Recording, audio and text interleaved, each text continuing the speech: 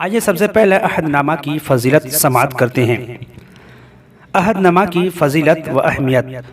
حکیم ترمذی نے حضرت ابو بکر سے روایت کی کہ رسول اللہ صلی اللہ تعالی علیہ وسلم نے ارشاد فرمایا، جو ہر نماز میں سلام کے بعد عہد نامہ پڑھ لے، فرشتہ اسے لکھ کر مہر لگا کر قیامت کے لیے اٹھا رکھے گا۔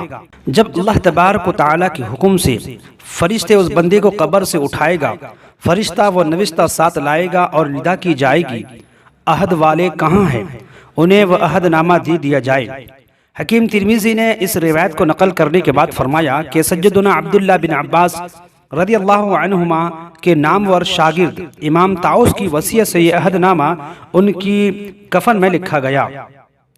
امام جزری فرماتے ہیں کہ جو شخص اللہ تعالیٰ سے یہ عہد کر لے گا تو اللہ پاک قیامت کے دن فرشتوں سے فرمائے گا کہ میرے اس بندے نے مجھ سے ایک عہد لیا ہے، تم اس کو پورا کرو۔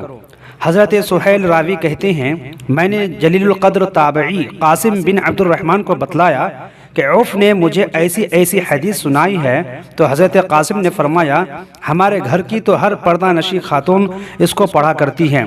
در مختار میں ہے کہ مردے کی پیشانی یا عمامہ یا کفن پر عہد نامہ لکھنے سے اس کے لیے مغفرت الہی کی امید ہے۔ اب آئیے عہد نامہ کی تلاوت سماعت کریں اور اس کا ترجمہ بھی آپ حضرات سماعت ضرور کریں۔ اعوذ باللہ من الشیطان الرجیم، بسم اللہ الرحمن الرحیم۔ اللہم فاطر السماوات والارض عالم الغیب والشہادت الرحمن الرحیم، انی اعہد الیک فی هذه الحیاة الدنیا انی اشہد انک انت اللہ لا الہ الا انت وحدک لا شریک لک وان محمدا عبدک ورسولک صلی اللہ تعالی علیہ وسلم، فلا تکلنی الی نفسی فانک ان تکلنی الی نفسی تقربنی من الشر وتباعدنی من الخیر وأني لا أثق إلا برحمتك فاجعل لي أهدا عندك تؤديه إلي يوم القيامة إنك لا تخلف الميعاد۔ اب ترجمہ سماعت فرمائیں۔ ترجمہ یہ ہے، اے میرے اللہ، آسمانوں اور زمین کے پیدا کرنے والے، غیب اور حاضر کے جاننے والے، تو نہایت مہربان اور رحم والا ہے۔